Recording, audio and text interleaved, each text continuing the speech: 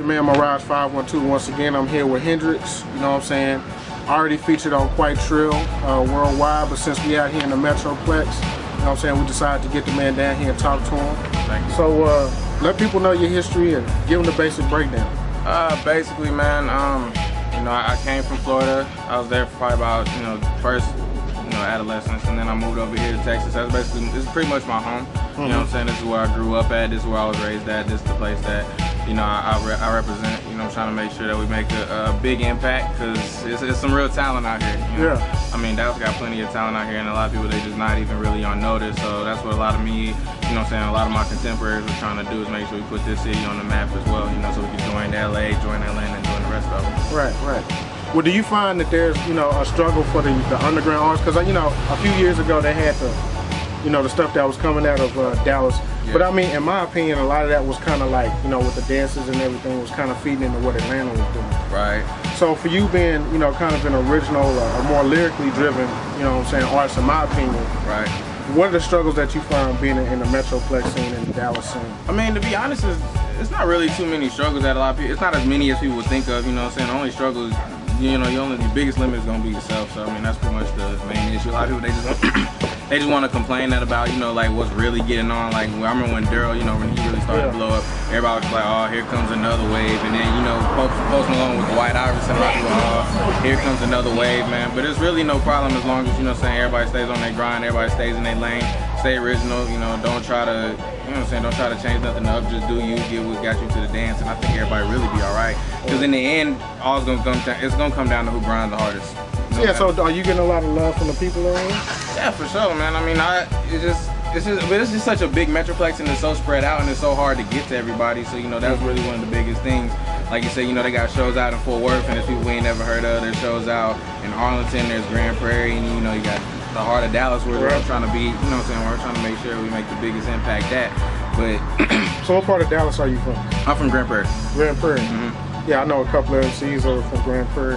Yeah, it's a couple nice ones out there. That's right. Yeah. So, kind of give like a discography or a rundown of the projects that you have out, some of the music that people are gonna find when they look up your name on. Okay.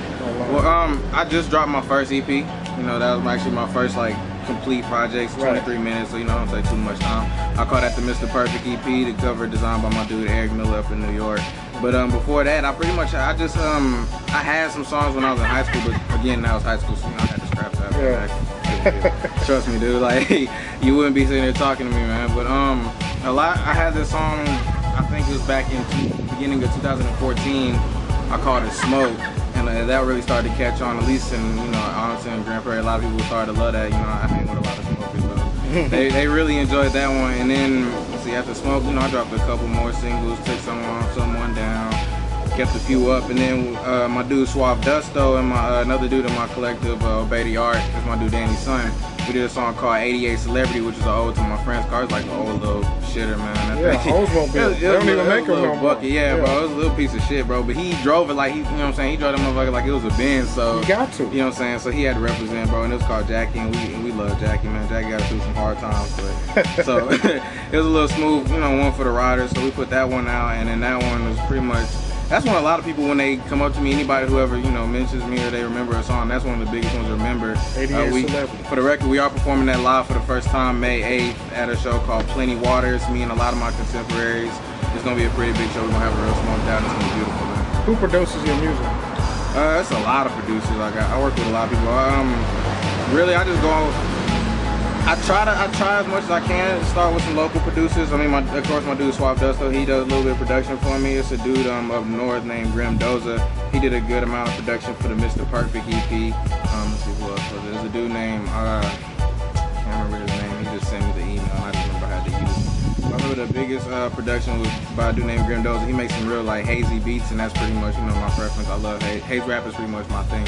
Haze rap. Yeah, so that's the first. I've never heard of that. It's my own thing. That's why. Haze rap. The man's an innovator. I like that. Rap. Man. Yeah, I call myself a soul hop artist.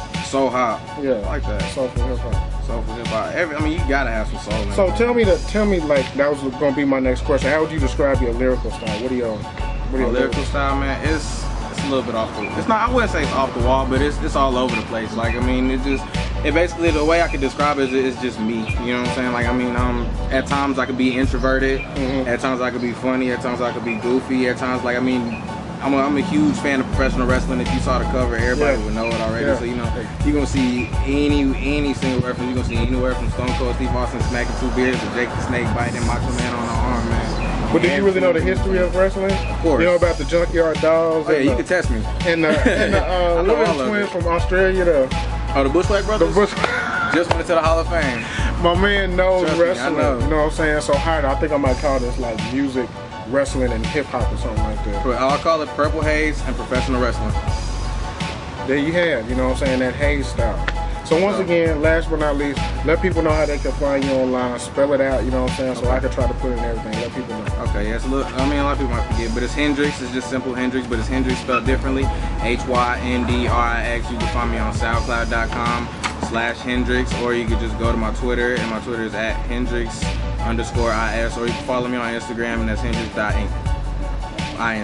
There you have it. Hyndrix from the O.B.A, the art collective. You know O.T.A. Oh, so yeah, O.B.A the art. O.T.A, you got one there for me? Man, I wish I did, man. It's like I found this one somewhere under my dresser, man. I'll get you one though. Okay, so once again, Hyndrix, the O.T.A collective, you know what I'm saying? Mr. Perfect EP out right now. Look him up, support the hip hop. Quitetrill. Peace.